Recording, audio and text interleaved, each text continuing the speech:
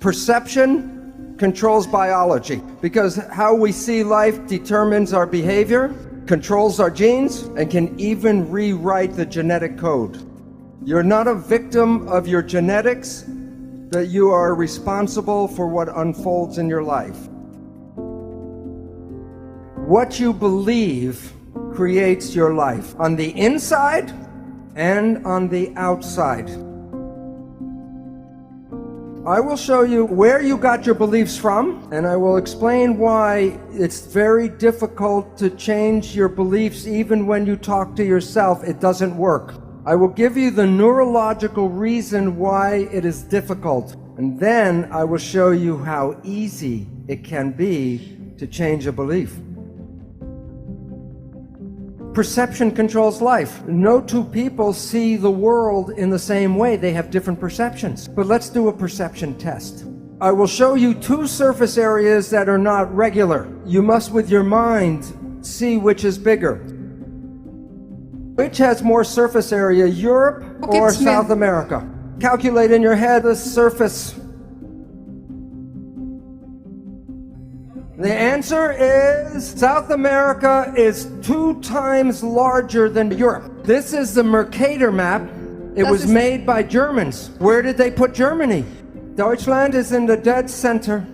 Isn't the equator the dead center? This map is wrong. You want to see the correct map? It's called the Peters projection map. Which is larger, South America or Europe? The point is that you learn perceptions. And sometimes your perceptions can be right, and sometimes your perceptions can be wrong. Since perception controls biology, and since they can be right or wrong, then it's more accurate to say that belief controls biology. What you believe creates your life, on the inside and on the outside. So now the most important question is, where do our perceptions come from? Number 1, genetics. We get instincts we are born with. You do not have to teach a child how to pull its hand out of a fire. It is also very complicated instincts. For example, when a baby is born, every baby can swim. From the moment it's born, it can be born underwater and swim like a dolphin. And this brings up a question which I'll answer in a little bit. If we were all born with the instinct and the ability to swim, then why do we have to teach children how to swim? And it's related to the second source of perception, and that is the subconscious mind, where our learned habits and learned experiences are recorded. So I'll talk about the swimming now. Okay. When a baby is very young, the parents are afraid that the baby will drown. So every time the baby goes near the water, the parents, the baby's by the water. By the sink, by the toilet, by the brook, wherever the water is, the baby hears the parents get very excited. So the baby learns that water is dangerous. And it has a fear of water because the parents express the fear, so the baby is afraid of water. So when the baby is 5 years old, the parents buy him a bathing suit. And they want to put the baby into the water, and the baby grabs the parents like a cat with claws, because what is in the baby's mind? That you're going to drown the baby. So the learned behavior can override the instincts. The third source of perceptions is the conscious mind, which is different than subconscious mind. The subconscious mind is learned habits. The conscious mind is creative programming. We talk about genetics because you were born with that as nature. It's in your nature to pull your hand out of the fire. But the subconscious behavior is learned, so it's based on experience, and it's called nurture. And for 100 years, science says, which is more powerful, nurture or nature? And it's a useless argument, because what's more powerful? Consciousness. When you are conscious, you can rewrite the instincts, and when you become conscious, you can rewrite the experiences of your life. So that it is important to recognize that what we are not using enough of in our world today is consciousness. And I will describe in a little while how most of our lives, 95% or more of our life, is controlled by the habits of the subconscious mind. Now the question is, in development, what environment shapes fetal development?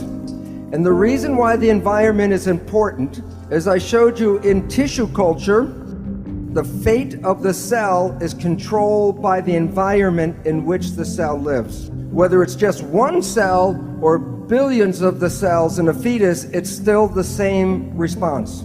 So the question is, what environment is controlling the development of the fetus? The mother's environment shapes the fetal environment. When a woman is having a baby and she visits an obstetrician, the obstetrician asks mainly 3 questions. Are you eating well? Are you taking vitamins and minerals? Are you getting exercise? Why so few questions? And the answer is this. Medicine believes the fetus is controlled by the genes, genetic determination. And so therefore, the development of the baby has nothing to do with the mother. And so therefore, the mother's only role is to feed the baby. But as we talked about, the new science called epigenetics says that the environment controls the genes. Now think about, is there more in the mother's blood than just nutrition? Yes, emotions, the chemistry of emotions, the stress hormones, and all the other factors that control the mother's body also go into the placenta and affect the fetus. If the mother is happy, the chemistry of happiness makes the baby happy. If the mother is stressed or angry, the baby is stressed and angry. It's not the baby's brain that is controlling that, it is the response to the chemistry of the mother's blood. And now we know that the baby's brain is learning. Halfway through pregnancy, the brain starts learning. So the emotional patterns and behavior of the mother are being learned by the baby before it's born. But this does not leave the father out of the picture, because if the father irritates or upsets the mother, then that is translated to the baby. And you might say, why should nature allow the mother to influence the baby so much? And the answer is this. When the baby is born, it will live in the environment that the mother experiences. So the mother is nature's Head Start program. It prepares the baby for the world that is present when that baby is born. And that the influence of the mother and the chemistry of her blood influence the genetics of the child. So for example, the experiences of the mother during World War II, and this is in the Netherlands, a scientific study, when there was not enough food and people were in starvation, the influence of the starvation on the mother was passed to and affected the genetics of the child. And when the child grew up and had her own baby, it passed the influence of starvation onto the next generation. In science, it's called the grandmother effect, that the grandmother is influencing 2 generations.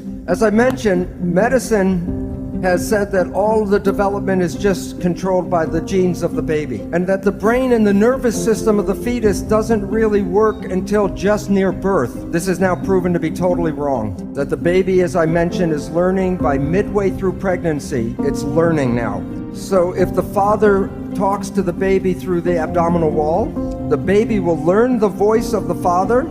And when the baby is born and the father says any words, the baby will know which one the father is. And also it works with music, because people play music to the baby and it learns the music before it's born. Our personality is already derived by 2 years of age. And that's the personality we will express through the rest of our lives until we change that. And I have been talking about how parents influence the genetics of the child, and I say, parents are genetic engineers because they shape the genetics of their child. And I've been talking about that for 20 years. And now finally science, and this is from Scientific American, and the conclusion, as they show, the findings suggest that a mother's parenting style can affect the activity of a child's genes. So there is a lot of responsibility in being a parent that we have not been aware of, because we've always said genes control biology, but it's the environment